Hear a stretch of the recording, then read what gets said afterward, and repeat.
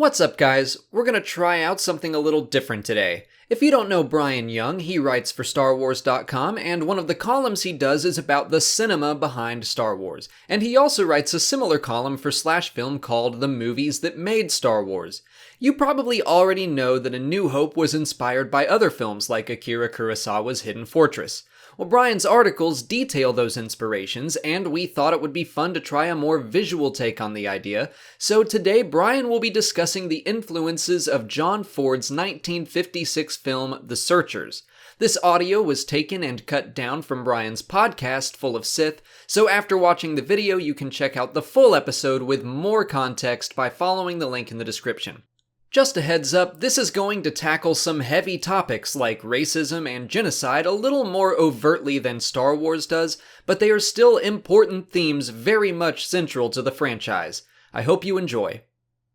So John Ford was a pioneer of filmmaking, and because of this, many other filmmakers looked to him for inspiration from the very beginning. Since this is about the movies behind Star Wars, it should not be surprising to you whatsoever that George Lucas was hugely influenced by John Ford's work.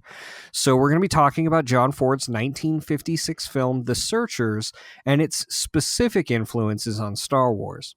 Now, The Searchers is considered by many to be one of Ford's best films.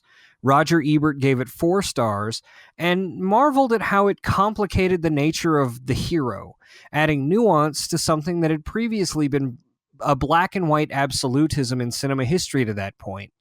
The film stars John Wayne as Ethan Edwards, who's a veteran of the losing side of the Civil War, and he comes home to his brother's ranch and the only family he's ever known. A raiding party of Comanches lead the men of the homesteads away while they kill the women and children left behind. But not all the women and children are killed, some were merely abducted by the tribe. Ethan and his nephew Martin, played in this film by Jeffrey Hunter, go on the hunt to either rescue the girls if they're still alive or avenge their deaths if they've been murdered. The young Debbie, played by Natalie Wood, becomes the object of their quest that takes many years, and the final result is not the happiest for the characters, but it's one of the most emotionally charged films ever made. Shot in the sparse deserts of Monument Valley, this is a film that is as hot and oppressive as the twin suns of Tatooine, and there's no question that Lucas drew inspiration from here to bring life to these desert vistas in A New Hope. The landscapes surrounding the Lars homestead match visually with the isolated homesteads of the Searchers. The cattle ranchers in Ford's film are as solitary as the moisture farmers on the outskirts of the Junlin wastes, and they all live in equal fear of the indigenous populations. The desert-dwelling Tusken Raiders are an obvious parallel to the anachronistic portrayal of Native Americans in The Searchers, but they're all regarded with the same fear. There's a direct homage in A New Hope to The Searchers, and the story's a similar one. The Tuskens have lured Luke away from the homestead, very much the same way the Comanches have lured the men of the settlement away in The Searchers. And Luke, like Ethan, comes home to find the homestead a flaming wreck and all are dead. Where this site sends Luke on his quest to become a Jedi, it sends Ethan Edwards on a quest for revenge against those who've wronged him. Both Luke's loss here and Ethan's quest both find themselves echoed again, this time in the prequel trilogy. Attack of the Clones gives us shot-for-shot remakes of sequences and ideas from The Searchers, and I think it's a better film for it.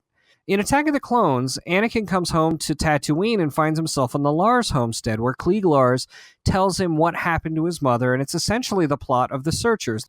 Anakin goes after his mother with the same zeal as Ethan Edwards, and there's a montage of shots that could have come straight from John Ford's classic film. The shot of Anakin coming down off the rock and heading to the camp is a particular highlight, and even the Massifs echo Ford's use of the dogs as he sneaks into the camp. There's a lot of visual similarities in exactly what's going on. The shots are set up almost exactly the same. And the climax of The Searchers plays out much the same as Anakin's destruction of the Tusken camp. There's a hatred in Anakin that we recognize in John Wayne's Ethan. The Tuskens aren't viewed as people by anyone in the civilized society the same way Ethan and the white homesteaders view the indigenous people that they deal with and fail to understand. Both Ethan and Anakin take that hard turn to the dark side and are left to wonder how to move on from there. In fact, the last shot of Anakin has him beheading a sand person, evoking the same visceral reaction as Ethan Edwards scalping the villainous Comanche chief Scar. Taking the understanding of how civilized society views the Comanches and the Searchers and applying those racist undertones to the characters in Attack of the Clones and the people of Tatooine, it makes it much more understandable why Padme comforts Anakin in the wake of this slaughter. She has no understanding of Tusken Raiders and is able to take Klieg Lars at face value that they're quote, vicious, mindless monsters. Now, Anakin's confession is brutal, yes, but not unforgivable when you're looking at this in that context. And this is a flaw in Padme's character and in Anakin's character. I don't think it's a mistake of the film.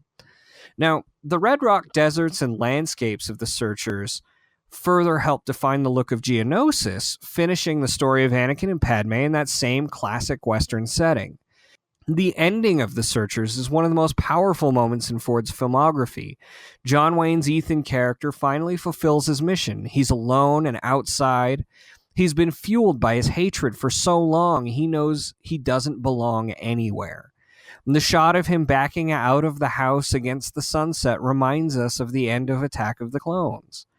Anakin knows that the Jedi Order has no real place for the feelings he has, both the burning hatred and passionate love. The shot of he and Padme at their wedding in silhouette could be taken as a happier toned inverse of the ending of The Searchers. But those of us who've seen The Searchers know the truth and the feelings that are really bubbling beneath Anakin. In his 4-star review of the film, Roger Ebert said of The Searchers, quote, "I think Ford was trying, imperfectly, even nervously, to depict racism that justified genocide. And George Lucas carried that forward to help us understand why a good person like Anakin might take similar turns. Ethan, standing there in the desert, might not only be Anakin turning his back on the Jedi Order, but Darth Vader standing against the Death Star's view screen, watching the destruction of Alderaan.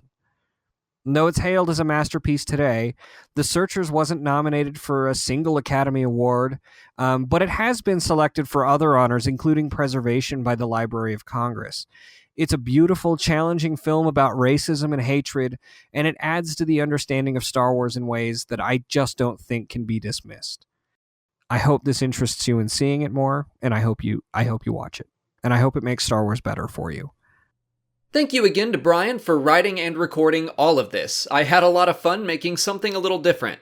Like I mentioned before, you can find the full version of Bryan's podcast on Full of Sith, and there's a link to it in the description. I've also linked to Bryan's articles on StarWars.com and /film and his Twitter account.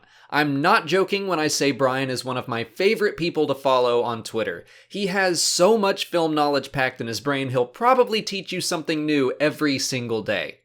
Please let me know what you thought of this video, and if you liked it, we could team up to do more in the future.